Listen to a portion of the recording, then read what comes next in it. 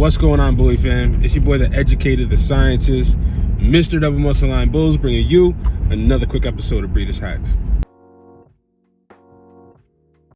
So, all right, guys, I got a little bit of a drive. So this was something that I've been thinking about for a little bit, so I figured I'd shoot an episode on it. And it's proper breeding etiquette, dog breeding etiquette.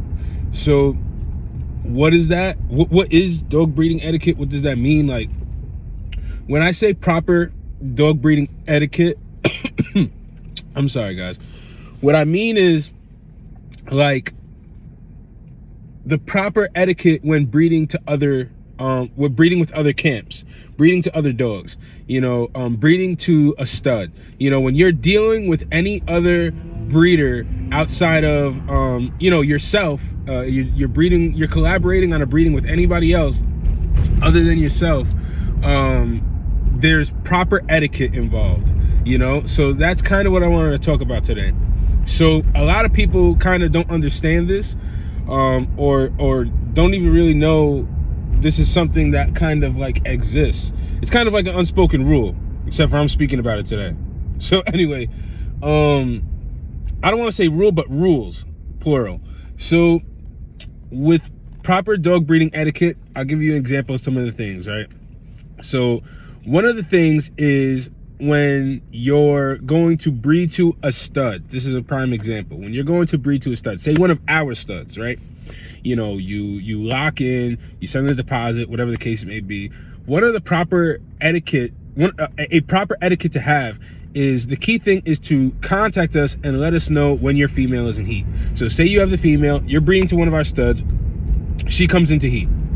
One of the worst things you can do is contact us when she's ready to be bred, not giving us a heads up or anything like that. And then you're saying, hey, I need my semen shipped tomorrow or today or whatever. That doesn't give me, as the stud owner, enough time to coordinate. What if somebody else has a breeding that needs it shipped on the same day? Whatever the case may be. Proper etiquette is that you give me a heads up when the female is in heat.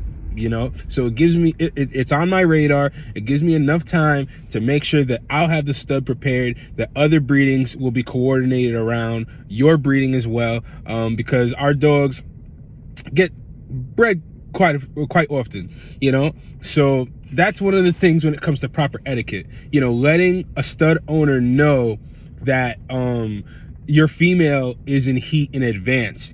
First signs of blood, contact the stud owner.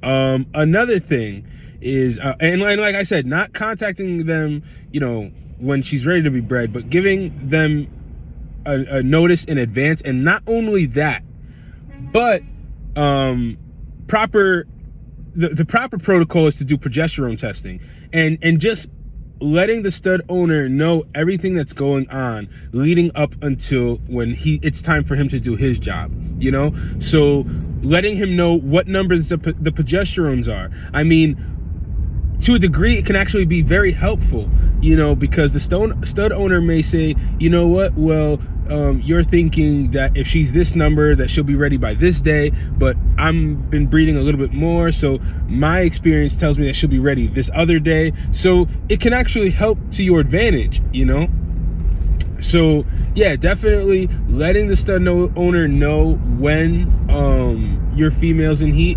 Not only when she's in heat, but the progesterone numbers and timing, you know what I'm saying?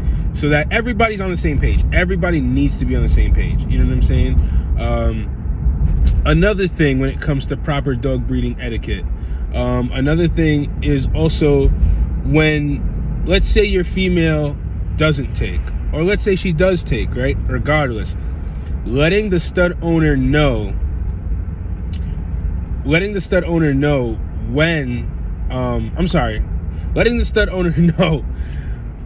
if the puppy's dropped or not, if she's confirmed or not, you know what I'm saying? Letting the stud owner know, hey, look, you know, she dropped a litter of 2 puppies, whatever the case may be, 3 puppies, 4 puppies, however many puppies. You know what I'm saying? So the stud owner is aware that you had a successful litter. You know what I'm saying? There's nothing worse than having the litter drop, doing everything, and the stud owner not knowing. You know what I'm saying? It's really proper etiquette. So not only that, but let's say the breeding doesn't take. Let's say there's no puppies that are born. You know, that is extremely important in reaching out to the stud owner and letting them know that no puppies were born, because of the fact that now the stud owner, whatever agreement you had with the stud owner, do you get a repeat if there was no puppies produced, things like that. You know what I'm saying? So the stud owner would need to know right away, because what happens is if you wait too long to tell the stud owner, you know, the stud owner may feel like, well, you know, you didn't tell me, and how do I know that you're not trying to hide puppies, you know? So that's one of the key things, is letting them know right away. And some stud owners, you know, everybody runs their programs differently. You may be a stud owner, you know, but customarily, if the female does not take, then you would typically send some type of proof to the stud owner, whether it's a page from the vet saying that there was no puppies at this specific date, so that the stud owner could verify that, okay, it's been, you know, whatever, 60 days, 57 days, whatever the case may be, from when we did the breeding, so there's no way that the dog could have had puppies. You know what I'm saying? Things like that just makes the stud owner feel rest assured that you know, they're also not getting ripped off as well, you know? So just that level of transparency, you know what I'm saying? That's really kind of the key thing when you're dealing with, like I said, proper etiquette in dog breeding. You know what I'm saying? When you're dealing with other breeders, the proper etiquette and protocol. You know what I'm saying?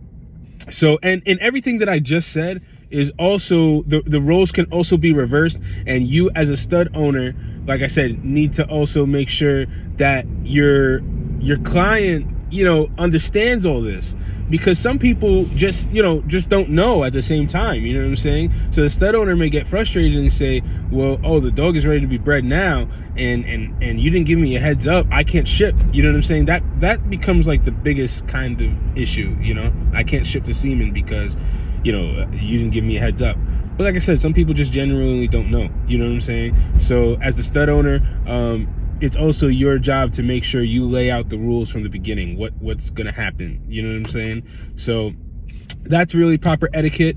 Other proper etiquette as well, you know, is, for example, like and I'm gonna go more in detail on another episode, but for example, like when you're doing like co-owns and things like that, you know what I'm saying? Co-owns, pup back deals, things like that. You know, when you're splitting a litter, customarily, you know, the proper etiquette is that if it's being a co-owned litter and it's split down the middle, one person gets odds, the other person gets evens, things like that. You know, the list goes on. But that's kind of one of the biggest things I wanted to just quickly touch on, is the proper etiquette when it comes to the timing of a breeding. You know, that's what you can really expect. So like I said, from start to finish, your female comes into heat, you contact the stud owner, you let him know.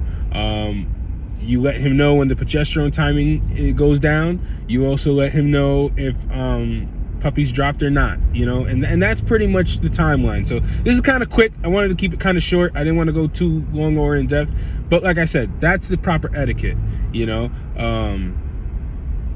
And if anything otherwise, like I said, all camps run their stuff differently. So like I said, I think that's a good idea. I think I'll do another episode going more into depth as far as like co-owns and like splitting of litters and things like that. But yeah, that was just something quickly I wanted to talk about. So all right, guys, I'm pulling up now to where I gotta go. So I'll see you guys in the next episode of Breeders Hacks.